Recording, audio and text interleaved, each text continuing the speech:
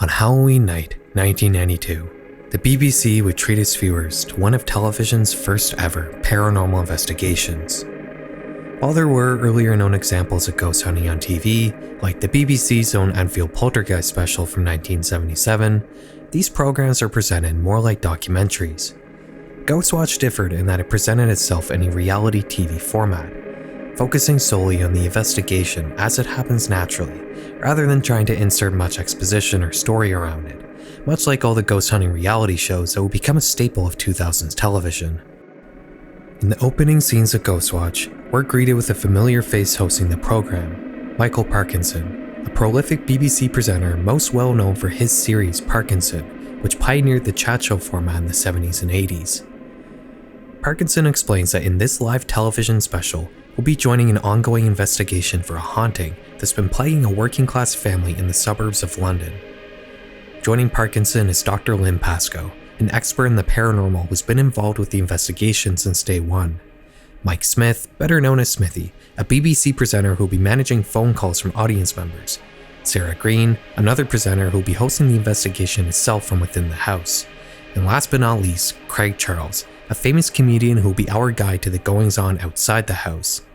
Craig introduces us to the family who's been afflicted by the haunting, the Earleys. The mother, Pamela, explains that some entity that they've nicknamed Pipes has been in her house tormenting her two daughters Suzanne and Kim while they sleep. We're then shown a clip of one of these paranormal encounters. Mom, it's back! Don't touch me! Don't touch me! Sometime after this clip is shown, we get our first call from the audience, which happens to be from a woman who swears to us that she saw a ghost in this clip we just watched. The team get working behind the scenes to find out if there actually is any validity to this claim. And in the meantime, Sarah speaks to the family inside the house to find out more information about the haunting. We learn that the poltergeist seems to be targeting the daughter Suzanne more than anyone else in the house. Oftentimes when she sleeps, she'll see the shape of a person standing over her, which is often accompanied by intense banging noises coming from within the walls, which the mother Pam originally explained away as water pipes, giving rise to the entity's nickname. The other daughter Kim explains to us that sometimes she can actually see pipes from a crack in the wall leading to an unused crawl space in their kitchen, and she even shows us a picture she drew of the ghost, which resembles some mangled figure. This depiction of pipes is supported by drawings Susie made in her school notebook, which appears to show the same creature. We then got back to the studio where we learn that other audience members have called in, also claiming to have seen a ghost in that same clip. But the team lets us know that it was most likely just a moonlight shadow cast by the curtains when the lights went out. But honestly, it looks much more ghost-like than most things you normally see in ghost hunting programs. If this happened on Ghost Hunters, you just know that they would be parading around the entire episode as irrefutable proof of the supernatural. But in Ghostwatch, they're not going to do that because this special was put on by the BBC, a media company that's had a long history of being trustworthy. I can already tell Ghostwatch is going to be interesting because we can trust the BBC not to sensationalize things for the sake of cheap entertainment. Getting back to the show, Dr. Pascoe walks us through some of the investigations she's done for the case, including an admittedly crazy experiment she did with Susie. She had brought her into her room and had her wear earmuffs and an eye mask to deprive her of sensory input, because Pascoe had a theory that this residential haunting was actually a possession specifically afflicting Suzanne. Apparently depriving a host body of their senses can draw out whatever entity is possessing them. The results speak for themselves. Who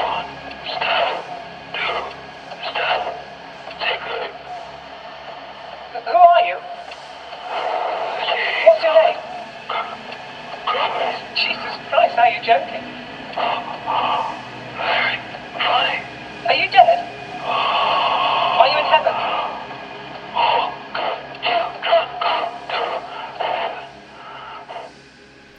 Dr. Pascoe also shows us the other evidence she's gathered, including photographs of the supernatural activity and the resulting physical effects it's had on Susie, along with dishes from the house that were broken supposedly due to extreme temperature changes, and also watches and clocks that have all inexplicably stopped working. The BBC, being as trustworthy and unbiased as they are, decided to bring in an expert who had a differing opinion about the supposed evidence of the paranormal, the American Dr. Silvestri, who reminds us that basically everything we've been shown so far could be faked. The audio of Susie could have been edited. Suzanne could have scratched herself. Someone could have broke the dishes. Nothing we've been shown so far can be considered scientifically proven because it hasn't been observed with a scientific method. The team inside the house continue to wait for paranormal activity to happen, but it doesn't. Kim eventually gets tired and goes to bed. Suzanne watches TV. Sarah makes tea. Craig talks to the neighbors. The team at the studio start getting prank calls. Not much seems to happen, which is kind of in line with every other ghost hunting show. But slowly, things begin to pick up a little. Sarah finds a perfectly round puddle of water which had inexplicably formed on the carpet. And shortly after, she actually begins hearing banging sounds coming from within the walls of the master bedroom. The daughters then rush in to shout that Pipes is in the kitchen. The team runs down to investigate, but the sounds stop. And all they find are some drawings made by the daughters on the floor. And that's when something truly strange happens. Watch this clip. This picture's not here before. I didn't know they had a cat. Did you? Did you spot it? Let me play it again. This picture's not here before. I didn't know they had a cat. This person isn't part of the investigation team. In fact, we haven't seen this person anywhere in the special so far. And when the camera pans around, whoever was in this reflection doesn't appear to actually be in the room. The strange thing is, nobody involved in this show actually seemed to notice what is very clearly a person in this reflection. Could this actually be a ghost? Shortly after, the banging starts up again, this time coming from the bedroom, but the team soon discovers that it's Susie making the noise. When confronted about it, she swears that it wasn't her. The host Michael Parkinson begins to get really skeptical here, and so do the rest of the team. This is obviously shaping up to be like every other ghost hunting program just 10 years before the whole craze started. But Mike Smith then tells us that they've been getting bombarded with calls from people who have been seeing not just the ghost in the first clip, but also the ghostly reflection we just talked about. And not just that, people start calling in to report supernatural activity happening in their own homes while they're watching the show. We've got this big glass table. My husband just rested one finger on it and it exploded. Glass everywhere. His face and hands were cut. There's blood on the wallpaper. The ambulance has just gone. My children are frightened. Why are you doing this? Things are about to get a whole lot more crazy, but before we get to it, I need to tell you a quick story. Around a decade ago, I was in college to learn how to become a mobile app developer, but I never did become one, mostly because of a certain digital business class I took that kind of disillusioned me with the entire industry. In this business class, they didn't teach us how to market our apps or how to price them. No, they taught us that the most foolproof way to make money in this world is by harvesting user data and selling it to data brokers. We were told to use whatever tools existed in the operating system to gather up as much information about the user as we could. And believe me, even back in 2014, there was a lot of data you could get your hands on. If you're ever using a free app that doesn't have microtransactions and you're wondering how the company makes money off it, they're probably doing something with your personal data that you don't know about. And yeah, that includes big companies like Google and Meta. Now, there are laws in place in most countries that allow you to request that your data be removed, but the brokers purposely complicate the process as much as they're legally allowed to. It's basically impossible for an average person to take back their personal data on their own. But Incogni, the sponsor of today's video, makes it really easy. Incogni will find out which brokers have your data, and then they'll reach out to them and get it removed. After signing up, the process starts right away. After only a few minutes, Incogni had successfully completed 15 removal requests for me, with 20 still in progress. It's not just a one-time thing either. Even after a broker removes their data, Incogni will contact them again in a few months just in case they manage to get your info again. It's kind of like having your own personal assistant to manage your cybersecurity hygiene. I've had my email address for 20 years now, so a service like Incogni is basically essential for me. Without them, it would just be endless spams, scams, and hacking attempts. If that sounds like your digital life, then you gotta check out Incogni. Trust me, it's a must-have. Use code FERAL at the link below or scan the QR code on screen to get an exclusive 60% discount on an Incogni membership. We cut back to the house where we find Susie frozen in bed and covered in scratches. The team make the decision to remove the two girls from the house, but Kim gets combative, saying that she needs to stay so she can talk to Pipes. The team back at the studio keep getting more and more calls, each one complaining about strange phenomenon happening in their homes. The crew in the house begin to have issues with their equipment, with audio and video continually cutting out. Susie sits on the floor suddenly, and then this happens. Stop it! Stop it, Susie! Sarah realizes that Kim has gone missing and begins frantically looking for her. Pictures begin falling off the walls, lights begin flickering, the sounds of angry cats can be heard emanating from the crawl space. The crew goes to investigate, but the sound stops as the door slowly opens. We catch just a glimpse of a bald man inside the crawl space, and that's when one of the crew members collapses. Suzanne begins complaining about a man hurting her, but nobody can tell where in the house she is. And that's when the feed cuts out completely. We then cut to Craig outside the house, who tries to calm everyone down as BBC technicians try to figure out what's happened with the video feed. Eventually they figure it out, and we can see that things have more or less gone back to normal. The crew and the girls appear to be working on a puzzle together while drinking soda. The team back at the studio tries to act like everything is okay, but it's clear everyone is uncomfortable with what's going on. They decide to take another call from the audience, this time from a man who wishes to remain anonymous. He explains that he knew the previous owners of the house, who had apparently illegally sublet a room in it to their nephew, a criminal who had been convicted of CSA. This person apparently went crazy while living in the house and eventually made the decision to put an end to their life inside the crawl space. While Dr. Pascoe is theorizing on the legitimacy of this man's story, something begins to bother her about the video feed from the house. She remembers that the picture on the wall had fallen and broken while the team were trying to open the crawl space, but here it was, back on the wall unscathed. This wasn't a live feed anymore. What we've been watching for the last few minutes is merely a recording from earlier in the night. The feed starts glitching out and wind starts flooding the studio. I don't understand. Jesus, Michael, we've created a seance. A massive seance. Paramedics drag a body out of the house while Pam and Kim walk around in some sort of daze outside. The team manages to get a working feed from a camera inside the home where we can see that Sarah and her cameraman appear to be okay. But lights start breaking both in the studio and in the house. Sarah begins to hear Susie in the crawl space. She goes to investigate, the door opens and Sarah crawls into it seemingly in some sort of trance. More equipment begins exploding in the studio while wind keeps roaring, the crew begins evacuating, and the program ends abruptly with an awkward angle of Parkinson walking around aimlessly in a destroyed studio while mumbling to himself. That's it. That's the end of the show. Now I know what you're thinking. Farrell, this is insane. This can't be real, right?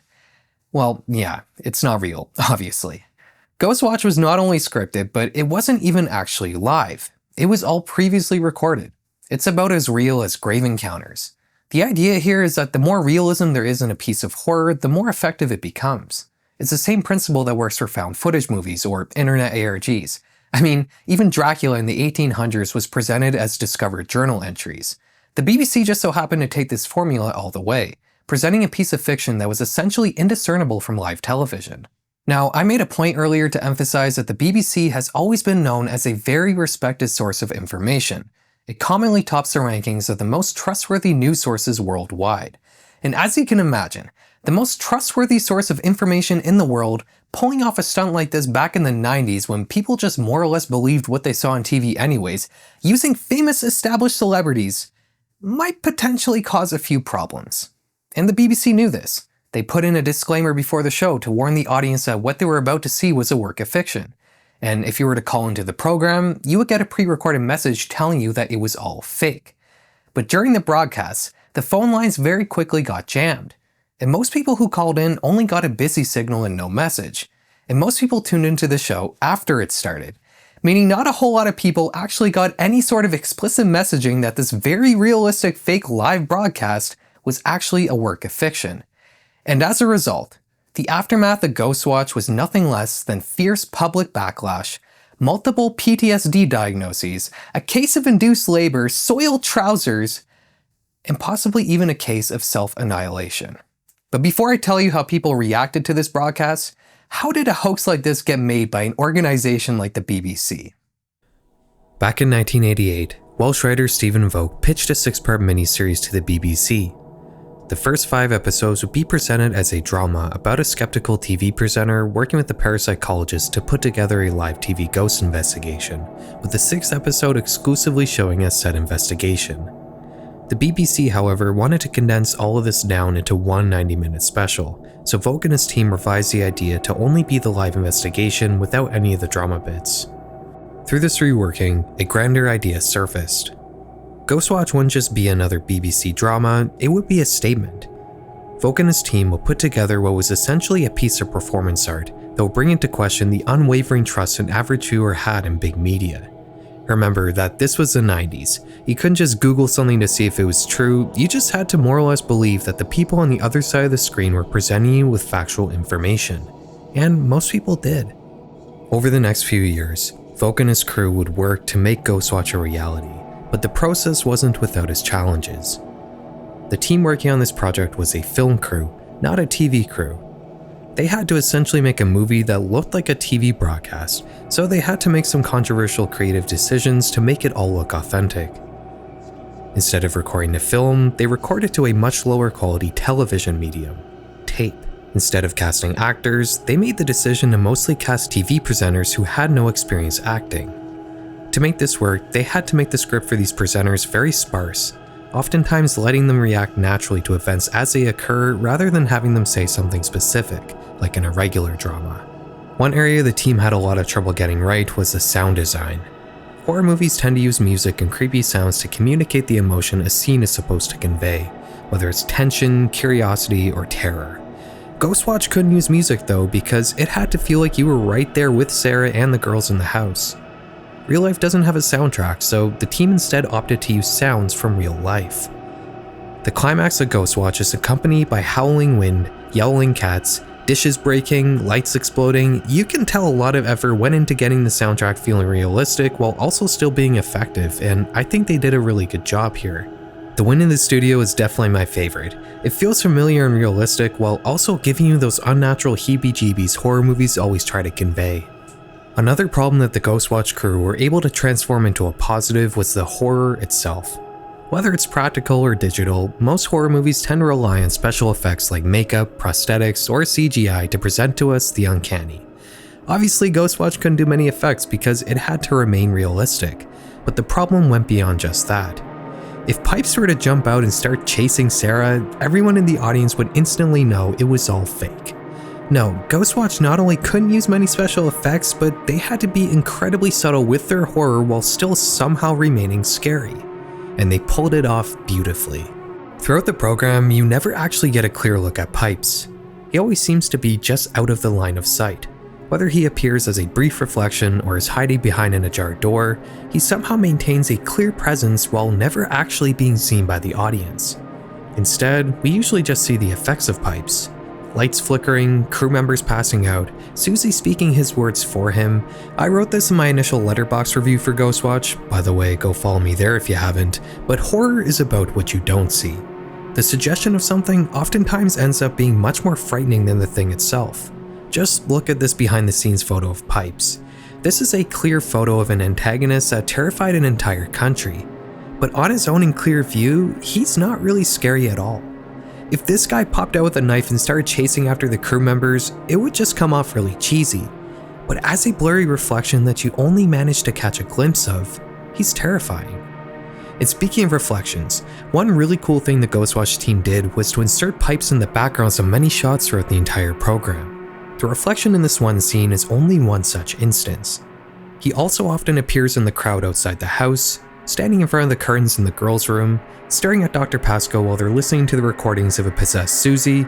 Pairing these subtle appearances with the supposed audience members calling in to report Pipe sightings both on screen and in their own homes is honestly one of the best horror concepts I've ever come across. I could gush about Ghostwatch for hours, but we've got to move on. The team's very large effort to make everything feel so real came from a belief that most people would catch on that is fake very quickly. Stephen Volk himself later said that he assumed most people would guess that is fake within the first 10 minutes of the program airing. I could see how they might think this. The more you work on a creative project, the harder it is to view it objectively. It would be difficult for a team to accurately judge the realism of their program while being so intimately familiar with every little detail of it. They thought the problem they'd have would be people knowing right away that it's fake, but they ended up having the opposite problem. I want to preface this section by saying that the BBC is allergic to controversy. As a public media institution, they have to work hard not just to be unbiased, but to also uphold a very high level of integrity. Ghostwatch was a huge risk for them, and even though the team working on it kept repeating that people would probably catch on to the idea very quickly, they still took those precautions that we previously talked about, like the automated phone messages and the disclaimer at the beginning. And as I said, they weren't very effective. Most people went into Ghostwatch completely blind. The reaction to Ghostwatch initially seemed fairly positive. It held 11 million viewers during its runtime, which would deem it a huge success for the time, even potentially breaking some records for concurrent viewers. But it all soured fairly quickly. Shortly after the broadcast, the BBC would start getting flooded with calls from angry viewers who were upset over the deception. Tabloids and newspapers over the next couple of weeks ran wild with all sorts of speculation as to why the BBC would knowingly deceive their viewers, and also the possible after effects such a hoax could have on the more impressionable members of the public. 2 weeks later, the BBC aired their monthly show Bite Back, which was a talk show where real viewers could come in and give their thoughts on the content the BBC produced.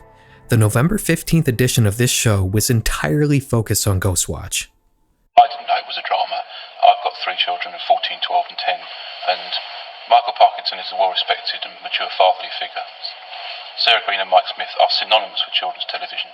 Yeah. I looked at the start of it, vetted it and thought, and they weren't unsupervised, they were watching it with my mother-in-law, and I just thought that it was going to be a very safe... And were they frightened? Well, yes, I mean, to the degree that I agree that nothing sinister happened for 40 minutes, but I was working with my wife in another room, and my youngest child, who was 10, rushed out of the room, vomited in the hall, was absolutely ashen-faced, wouldn't even talk about the thing for 2 or 3 hours. It was at 1 o'clock in the morning that I got her to talk about it, and she wouldn't sleep in her own bed for 2 nights. The true ramifications of Ghostwatch, however, wouldn't become public knowledge for a while longer.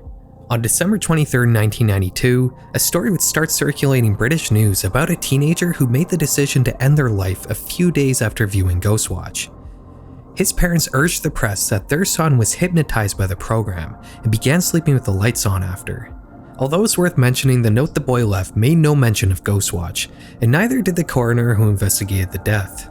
A couple years later, in 1994, a study done by the Gulson Hospital in Coventry, England, would explore how television affected PTSD diagnoses in children, and it would exclusively focus on Ghostwatch. The study examines 2 cases of clinically diagnosed post-traumatic stress disorder in children who viewed the program live in 1992. In the first case, a 10-year-old boy had been watching Ghostwatch but turned it off before the ending out of fear. After this, he would begin sleeping with the lights on, he wouldn't go upstairs alone, and he would begin suffering from panic attacks and flashbacks, often hitting his head to try to get rid of the intrusive thoughts. He was referred to the clinic after his mother could no longer handle his behavior on her own, but luckily he was able to make a full recovery after a 2-month stay in the hospital. In the second case, a different 10-year-old boy began to feel sick while watching Ghostwatch. After the program, he would completely refuse to go into his room, complaining that there was a man watching him there. He would begin sleeping in his parents' bed from then on, and would talk to them excessively throughout the night about his fears. He was referred to the same clinic, although this time on an outpatient basis with regular visits, where a behavioral program was established to help the boy get over his fear. After 3 weeks of appointments, the situation had been greatly improved. Other than these few cases of extreme reactions, most people actually really like Ghostwatch. I mean, why wouldn't they? It was a really well done piece of horror. But with the media focusing so heavily on these outliers, the BBC really began to regret making this special a reality. A huge internal backlash would be launched by the BBC head of sports, Jonathan Martin. This guy apparently had some pretty big pull over the internal goings-on in the BBC, and because of his and a couple other angered executives' efforts, the company would begin to bury Ghostwatch. It would never again air on the BBC. It would win no awards. It would face a 10-year ban on any kind of home release or rebroadcast of any kind on any network. For a long time, it was almost like it had never existed. But when something is as good as Ghostwatch is, it's pretty hard to make people forget about it. After the 10-year ban, people began clamoring for a home release, which will be granted to them by the British Film Institute in November 2002, mere days after the ban was lifted. Through this VHS and DVD release, many new people will be introduced to the program for the first time. and a following would begin to develop over the internet. Over the next 2 decades, more and more people would find out about Ghostwatch, and it would pretty much become a cult classic. People would begin to hold live screenings of it, fans would gush about in online reviews and in YouTube videos. It would eventually find its way onto both the Internet Archive and Shudder in 2017, but even to this day, the BBC has still never re-aired it. One aspect of Ghostwatch that doesn't seem to be talked about very much is the influence it's had. We already talked briefly about the ghost hunting reality shows from the 2000s. I think it would be a pretty big coincidence that the people who made these shows had never seen Ghostwatch, which just so happened to have the exact same format. The creators of Paranormal Activity and host have both cited Ghostwatch as a major influence, but I think the biggest influence Ghostwatch has had on a single piece of media has to be Late Night with the Devil. Just like Ghostwatch, Late Night with the Devil is presented as a talk show. It has a similar roster of characters, with the famous host, the parapsychologist guest, the skeptic guest, and the little girl who may or may not be possessed. The parapsychologist puts the girl in a trance and the ghost's voice comes out of her. Both movies take place on Halloween night. Both movies end with a destroyed studio. I don't want to spoil Late Night with the Devil. You should go watch it. It's a great movie. But as good as it is, it still doesn't have that je ne sais quoi Ghostwatch had. Mostly because it's obviously a movie. I actually can't think of a single case of a horror project having the same sort of realism that Ghostwatch had. Even ARGs, which are presented as real, have sort of become old hat and are never really very surprising nowadays. When Ghostwatch came out, there was nothing like it. I hope by not revealing the true nature of it to you guys until after we went through the whole broadcast, I was able to give you a small sliver of what British people got to experience on that fateful Halloween night in 1992. Before we go, I want to give a huge thank you to Camp Bongo Pix, who let me film in one of their awesome retro cabins. I can't think of a better place to film a video about a creepy 90s TV show. If you ever find yourself traveling near Algonquin Park, you really gotta check this place out. I also want to thank my wonderful partner Carolina for making some awesome custom artwork for this video, and also for helping me film. And last but certainly not least, thank you for watching. Have a good night.